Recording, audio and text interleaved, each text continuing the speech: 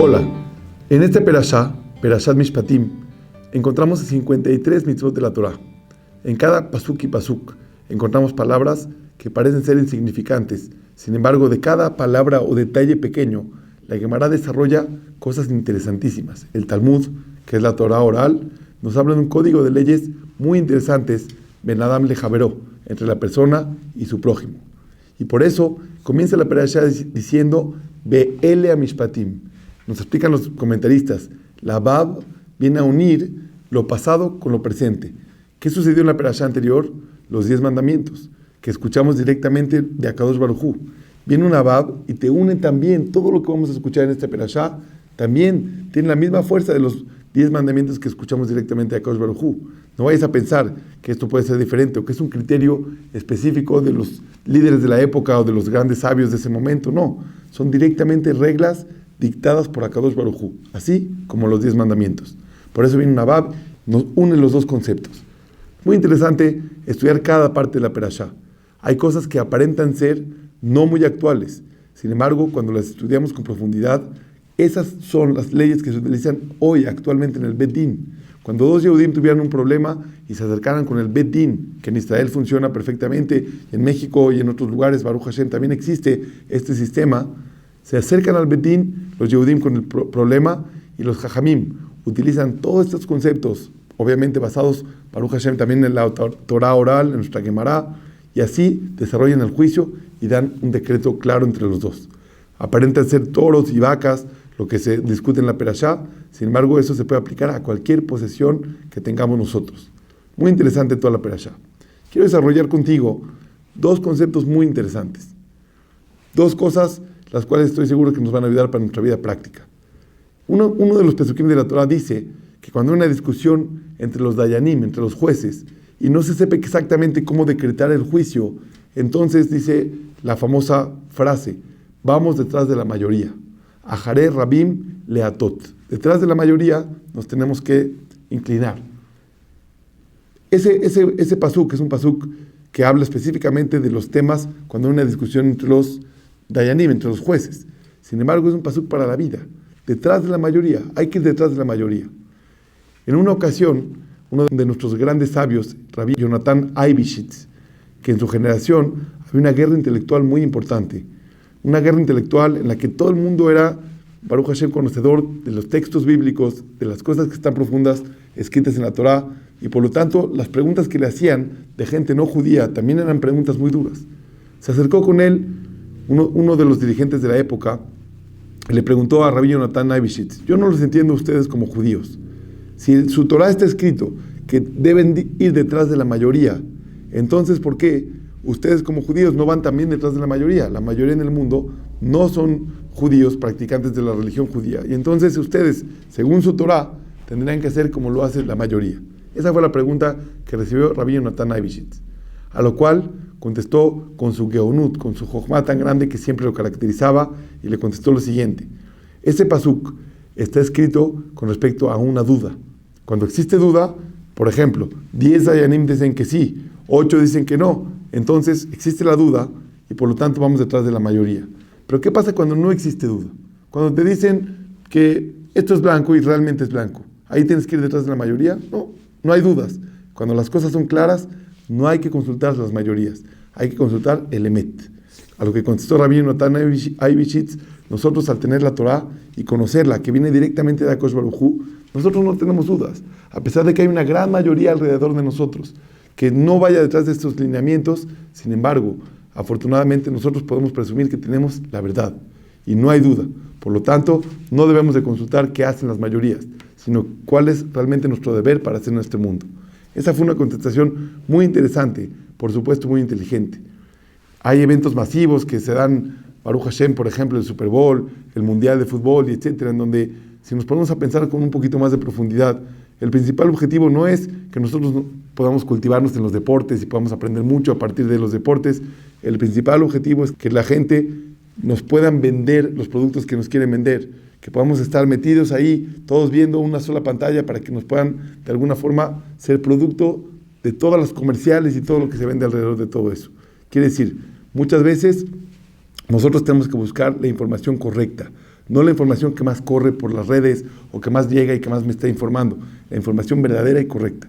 Los medios, las noticias, hoy en día las redes sociales son muy fáciles de correr un chisme en un segundo, una idea que ni siquiera sea comprobada.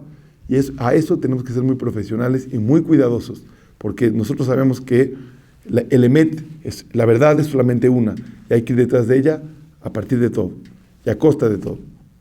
Otra respuesta nos da un rab muy importante también de la generación anterior, Rab Elhonon Wasserman, un rab que tuvo sufrimientos muy grandes, falleció en la Segunda Guerra Mundial, bajo situaciones muy difíciles, y él nos da una respuesta también muy interesante, por qué los Yehudim no vamos detrás de las mayorías, por qué los Yehudim, a pesar de ser una super minoría, aproximadamente somos el 0.05% de la población mundial, sin embargo nosotros tenemos nuestra ideología muy clara, y la hacemos y no nos desviamos detrás de la mayoría, a pesar de que el pasuk en la Torah, en la Perashá, nos diga que debemos ir detrás de ellas. Dice Rab Elhonon Wasserman, dice algo muy interesante. Muchas veces en la vida, la persona hace lo que quiere y no hace lo que debe. ¿Por qué? Porque cuando el corazón empieza a trabajar, cuando los deseos del ser humano empiezan a trabajar, somos tan inteligentes y son tan fuertes nuestros deseos que pueden lograr hacer que nuestra mente se voltee completamente para entender que lo que hacemos está completamente justificado. Es real, legítimo y verdadero. Vale la pena. Y entonces convierte a nuestra mente de alguna forma inteligente. Como dicen, la mente de los flojos es la mente más ágil que hay. Como se tienen que estar justificando todo el tiempo de su flojera, están buscando todo el tiempo cómo encontrar esas pequeñas justificaciones. Así es, cuando empieza a trabajar en nosotros el corazón, cuando los deseos del ser humano empiezan a trabajar, entonces es muy difícil mantener la mente clara y abierta. Por lo tanto, muchas veces en la vida hacemos lo que queremos, no lo que debemos.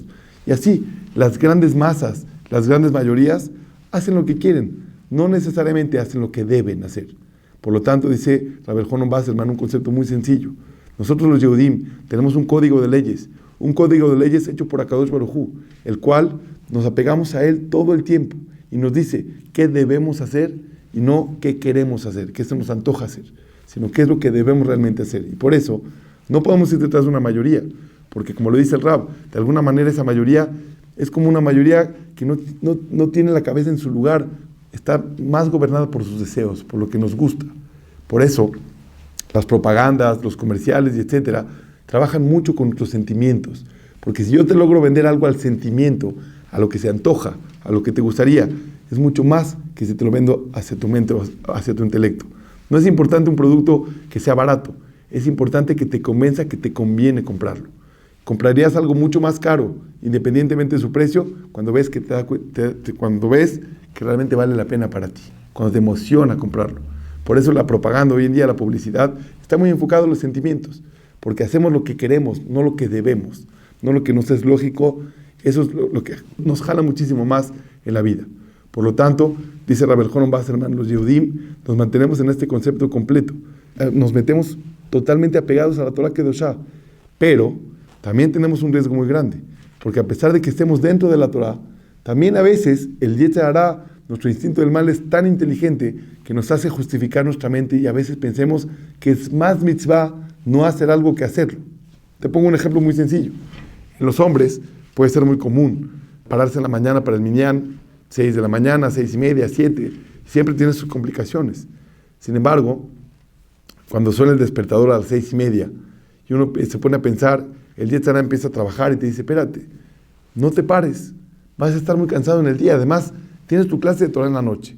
Si hoy te vas a parar temprano a estudiar, a rezar temprano, entonces vas a llegar a tu clase en la noche muy cansado. Es más mitzvah no despertarte al minyan que despertarte. Hasta tanto te convence que entonces eso te da la tranquilidad de poderte dormir otras 2 horas con tranquilidad.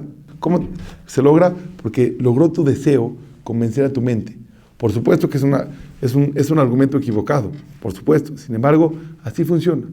Por eso nosotros, Baruch Hashem, tenemos además de la Torah, nuestros jajamim, que nos ayudan de alguna manera u otra a encontrar ese centro exacto de hacer lo que debemos y no lo que queremos. Coméntalo con alguien, platica siempre con alguien tus decisiones. Hasta el jajam más grande de Israel tiene su rabino. Pero si es el más grande en conocimientos, ¿para qué tiene que tener un rabino? La respuesta es, porque el rabino, la gente externa a ti, puede ver cosas que tú no ves de ti mismo.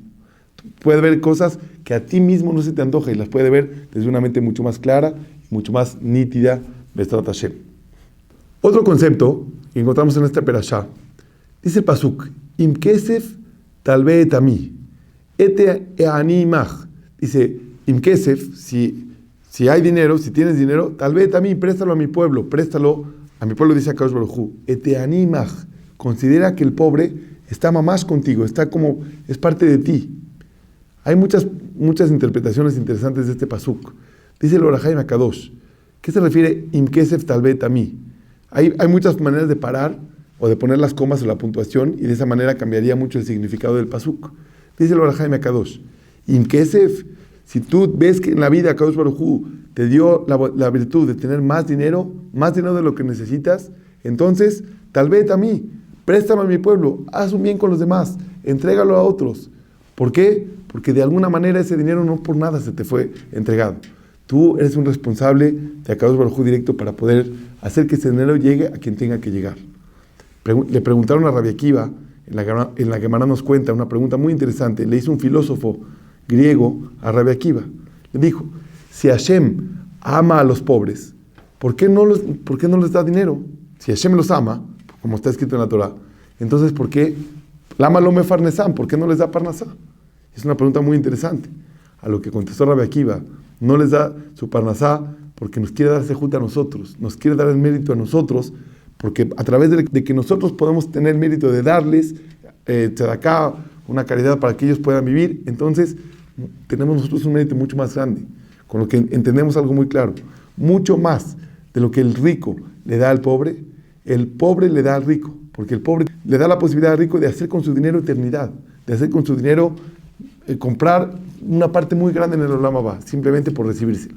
Como sabemos, el famoso el Hafetz Haim, en sus tiempos, había uno de los más ricos de la ciudad, y hizo algo indebido y el Hafetz Haim decidió castigarlo.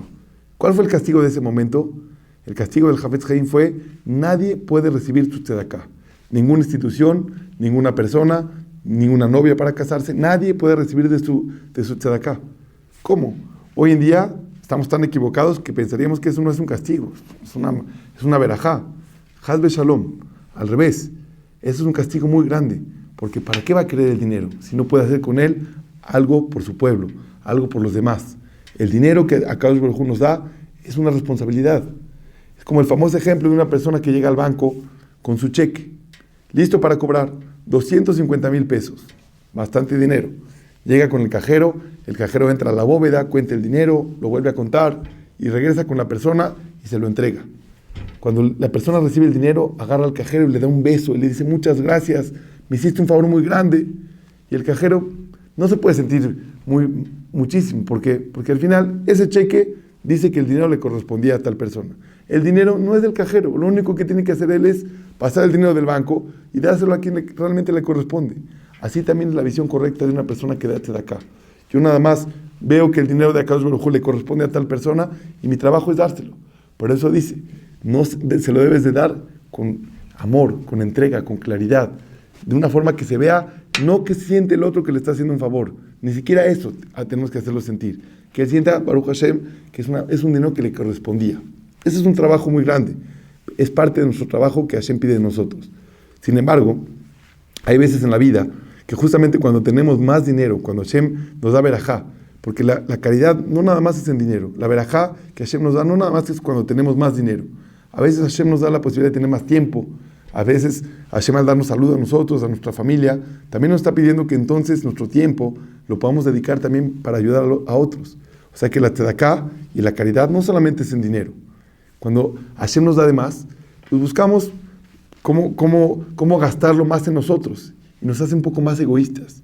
Te quiero compartir un maasé muy bonito que sucedió con el Rebbe de Kotsk, uno de los Rabanim de Hasidut, que vivía en una aldea pequeña, pero como el nombre del Rebbe de Kotsk era conocido en todo el mundo, muchas personas querían irlo a conocer, querían ir a pasar un tiempo con él, aprender de sus lecciones. Por lo tanto, toda la gente de la aldea, que eran seguidores del Rebbe de Kotsk, tenía la posibilidad de hacer la mitzvah de Achnasat Orjim, de traer invitados a su casa. Por lo tanto, en cada casa dormían 2 o 3 o 4 familias, podían dormir en esas casas para poder estar cerca del Rab por una temporada corta. Uno de los que vivían en esa aldea, de repente le empezó a ir muy bien económicamente. Y entonces, obviamente, empezó a cambiar los pisos de su casa, empezó a cambiar las mesas, las cortinas, a hacer una casa mucho más lujosa, como ya ahora tenían la posibilidad para hacer. Pero él ni siquiera se había dado cuenta que entre más tiempo se dedicaba a cambiar sus cortinas, sus mesas, sus pisos y etcétera, se le había olvidado ya la mitzvah de Achnasat Orjim. Si antes recibía 3 o 4 familias en su casa, ahora con trabajo se llegaba a una, porque entonces él ya no estaba concentrado en eso. Pasó el tiempo y el Rebbe de Kotsk le pidió pasar un Shabbat en su casa. Cuando él vio que el Rebbe iba a venir a su casa, le dijo, claro, es un honor, arregló la casa muchísimo más, puso manteles muy, muy especiales, traídos de diferentes lugares de Europa, y etcétera. Y cuando el Rab estaba sentado en su mesa de Shabbat, le dijo, mira, párate un segundito. Lo llevó hacia la ventana y le dijo, ¿qué ves a través de este cristal? Le dijo, bueno, a través del cristal se pueden ver personas caminando, se puede ver gente jugando en Shabbat, se puede los niños, etcétera, muchas cosas. ¿Por qué me pregunta? No. Ven un segundito. Lo llevó hacia uno de los baños, en donde tenía un espejo. Le dijo, ¿tú sabías que este espejo también es cristal? Es el mismo material de la ventana. ¿Pero qué se ve a través de este cristal? ¿Tú qué ves a través de este espejo? Le dijo el Balabait, le dijo, bueno, aquí me puedo ver a mí. Me estoy viendo a mí, encuentro usted al lado de mí, así se ve perfectamente en el espejo. Le dijo el Rab, ¿me puedes explicar qué diferencia hay? Si la ventana, el vidrio del cristal de la ventana es cristal y el espejo también es cristal, ¿qué diferencia hay? ¿Por qué a través de la ventana se puede ver a otras personas y a través del espejo solamente te puedes ver a ti mismo? ¿Cuál es la diferencia? A lo que le contestó el Rab, la única diferencia son unos gramos de plata, un recubrimiento de plata que hace que la persona se vea a sí mismo a través del espejo. Le dijo, igual te está pasando a ti.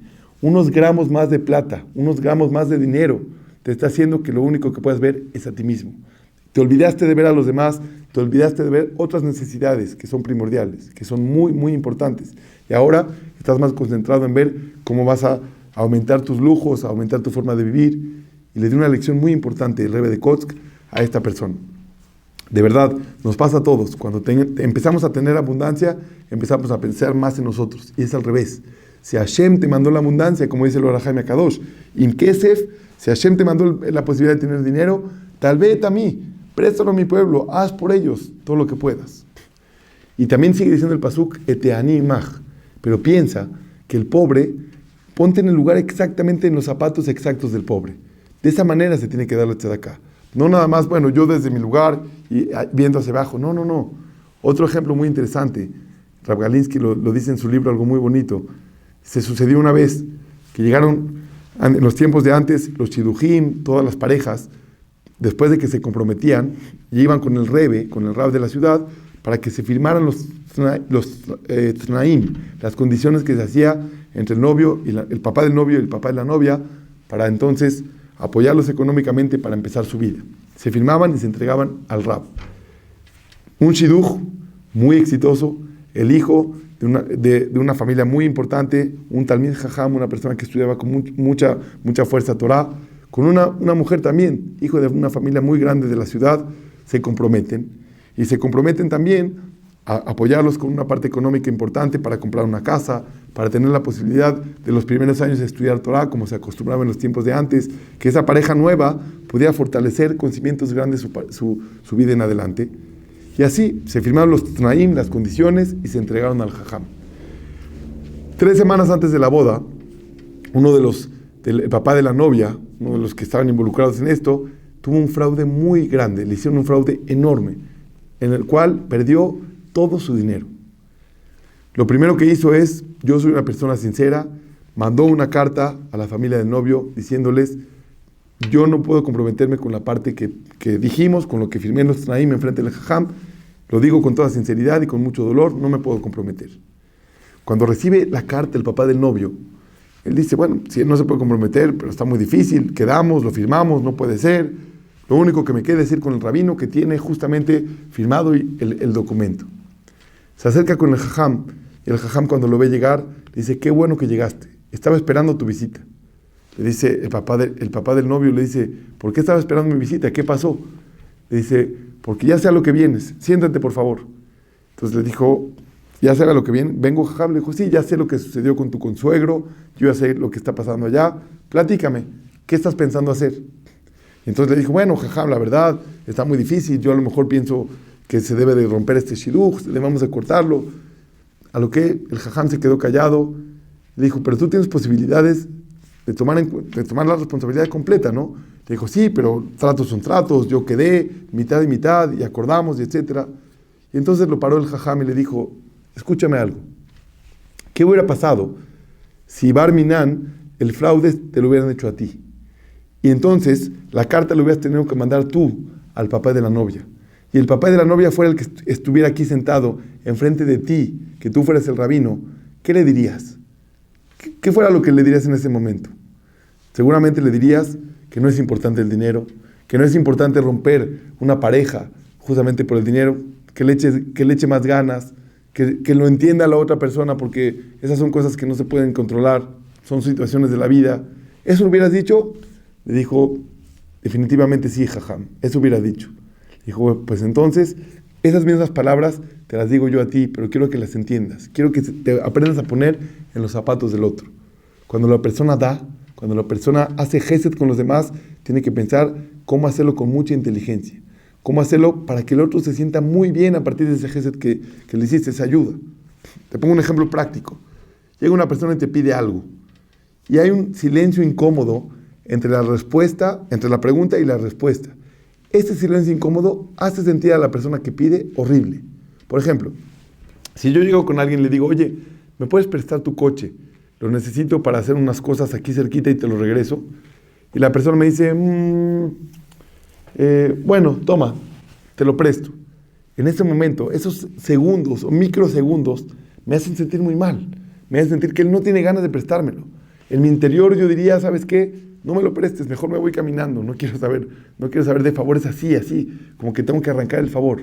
Al revés, la persona tiene que ser muy inteligente y pensar, ¿cómo voy a hacer el favor? Con muchas fuerzas, poniéndome yo en el lugar de la otra persona. Y de esta forma, Bezrat Hashem, lograremos que nuestro Ben Adam Lejaveró, nuestras mitzvot, entre la persona y su prójimo, se puedan mejorar al 100%.